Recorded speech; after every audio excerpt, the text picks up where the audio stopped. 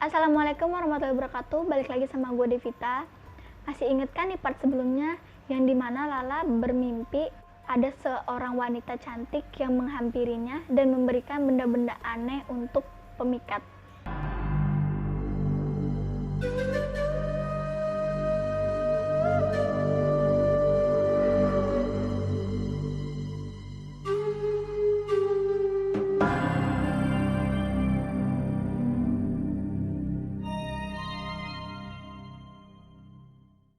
Sebelum kita lanjut ke videonya, jangan lupa like, komen, dan subscribe, karena dengan subscribe kalian bisa membantu channel gue ini agar semakin berkembang ke depannya.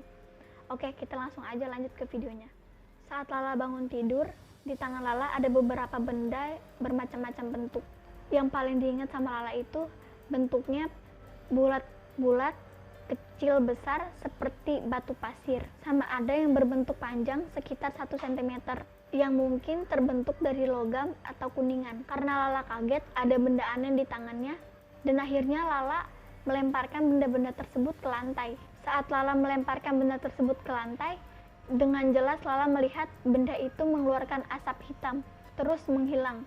Sontak Lala pun kaget. Akhirnya Lala berlari keluar kamar menuju ruang tamu. Sesampainya Lala di ruang tamu, di situ Lala melihat ada Bang Irham yang asik nonton TV. "Bang, tahu nggak Bang?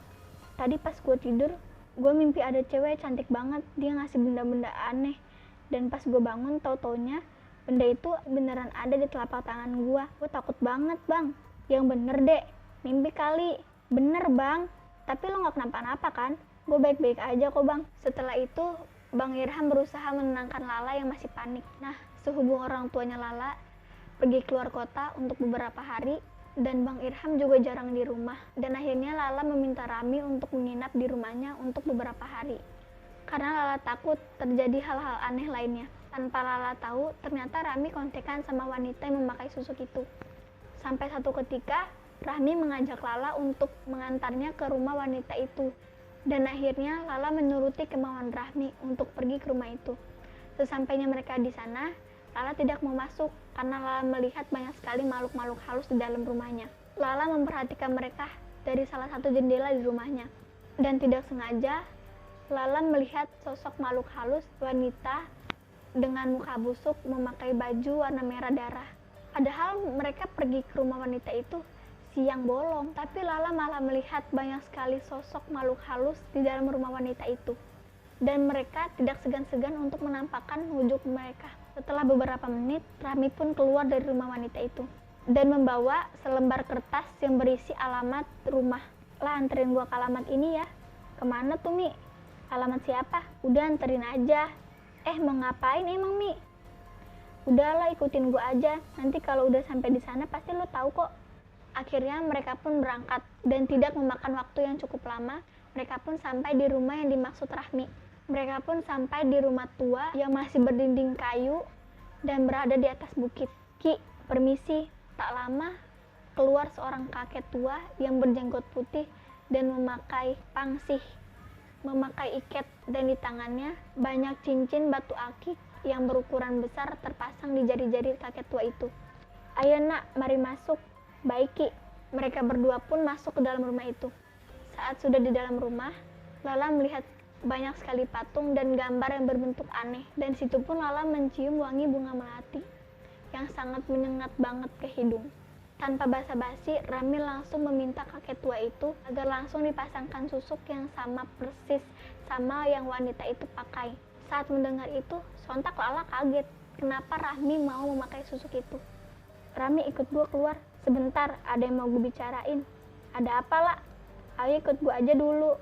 Saat mereka sudah di luar rumah, Lala langsung menanyakan kenapa Rahmi mau memasang susuk. Padahal Rahmi yang Lala kenal itu anak yang baik. Bahkan Rahmi termasuk anak yang sangat rajin beribadah. "Rahmi, kenapa lu memasang susuk? Kenapa nggak diobrolin dulu sama gua? Gue pengen banget pakai susuk." "Tapi kenapa? Harus ada sebabnya.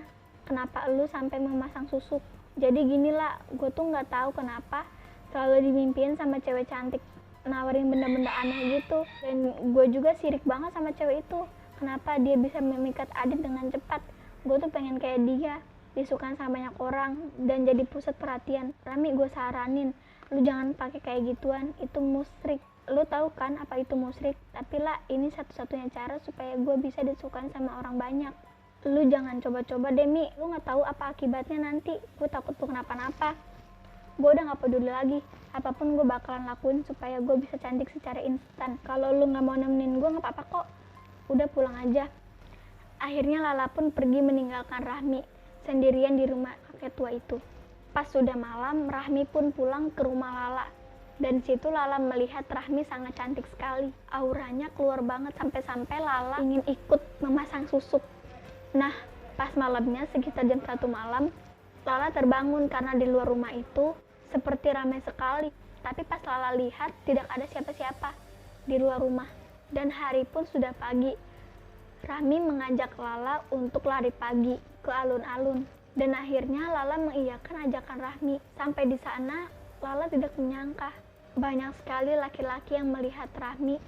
Sampai-sampai banyak sekali laki-laki yang mengajak Rahmi untuk kenalan. Tapi gak tahu kenapa, semakin lama Lala melihat wajah Rahmi malah terlihat keriput dan kucel sekali. Setelah agak siang, mereka pun pulang dan membawa makanan. Pas sampai di rumah, kebetulan ada Bang Irham. Akhirnya mereka bertiga makan di ruang tamu. Sepanjang mereka makan makanan itu, muka Bang Irham seperti heran melihat wajah Rahmi.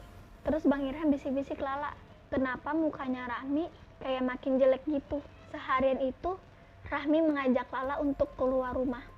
Untuk bertujuan mengetes apakah susuknya itu berfungsi dengan baik atau tidak.